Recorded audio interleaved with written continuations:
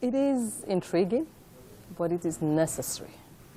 Having identified as a bank that one of the challenges to intra-African trade is absence or lack of trade and market information. At AFREXIM Bank, what we're trying to do is try and intervene to deal with issues around intra-African trade.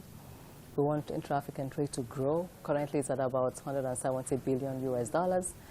Ambitions are to have it grow to about $250 billion US by 2021. To deal with the issue of trade and market information, we thought it was important, to bring in a trade fair that will connect buyers and sellers together to facilitate B2B exchanges and invariably to conclude deals. Now, you highlighted issues such as trying to close the trade gap, investment, as well as trying to close the information gap. Can you talk us through what steps you have lined up for this?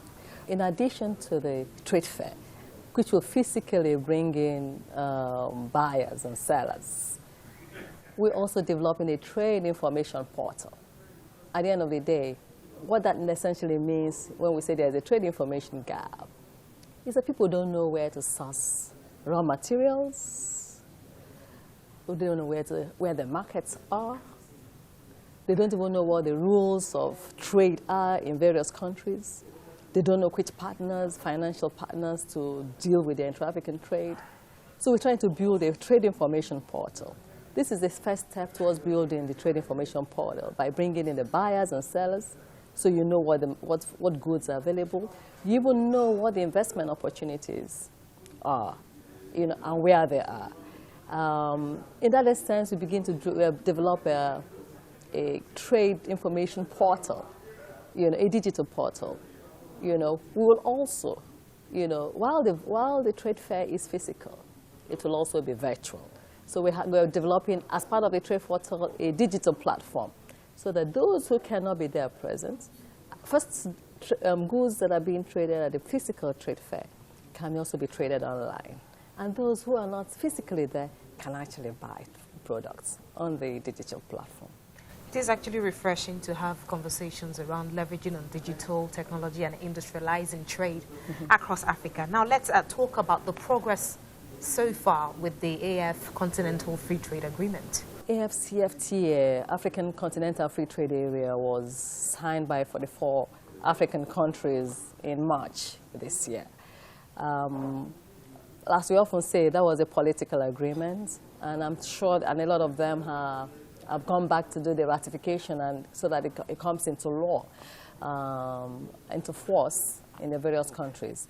The information we have from the AU, who are partners, to this trade fair as well, is that they're making good progress, and it's expected by the end of this year, it could come into force. What we're doing in the trade fair is to give some leverage, to these political agreements. To sign the CFTA is one thing. To begin to implement trade across Africa is another. And that's why this trade fair is so timely and also unique. What key sectors will arrangements at the trade fair holding in December be focusing on? The trade fair is not specific to sectors, but there are key sectors that we will also focus on. And if you don't mind, I'll just list them to you. Please go ahead.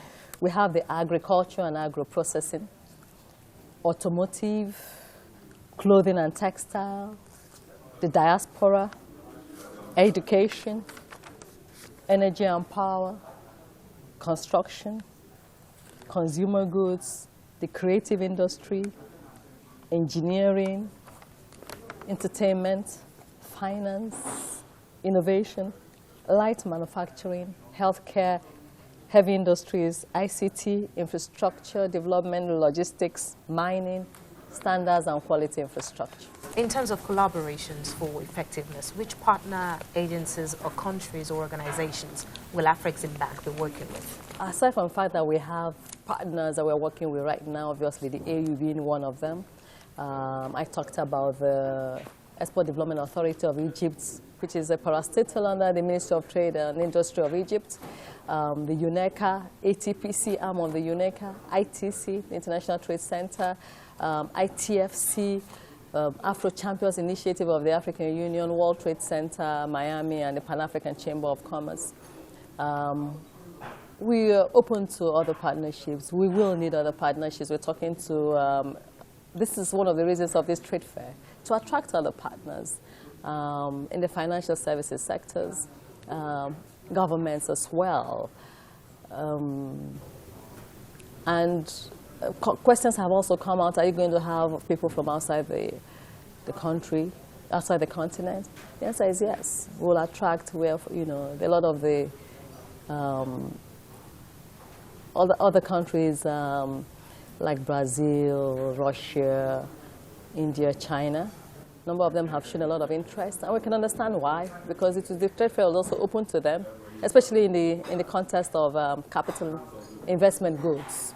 You mentioned that the CTA, the Continental Free Trade Area, was a political agreement. So that talks about demonstrating political will. Yes. Now, my question is, how do we translate that to effectiveness in getting private sector participation in driving trade within Africa?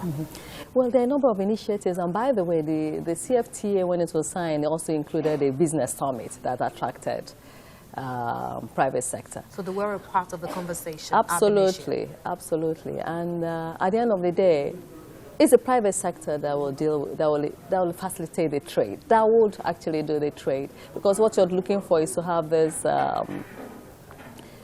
free trade agreements translate ultimately. It involves one of the objectives. Is the movement of goods and services, businessmen and investments, to pave the way, ultimately, you know, for an African customs union. Do you see a political roadblock? Do you see political roadblocks? I think there's a lot of enthusiasm, and the political will is very high. Sure. So what are your expectations as AFREXIM prepares for the event in December?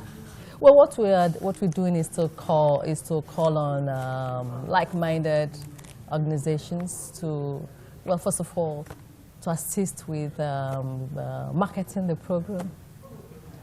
Not just marketing, but also giving us access to their networks. We're looking for sponsors. An event like this costs a lot of money.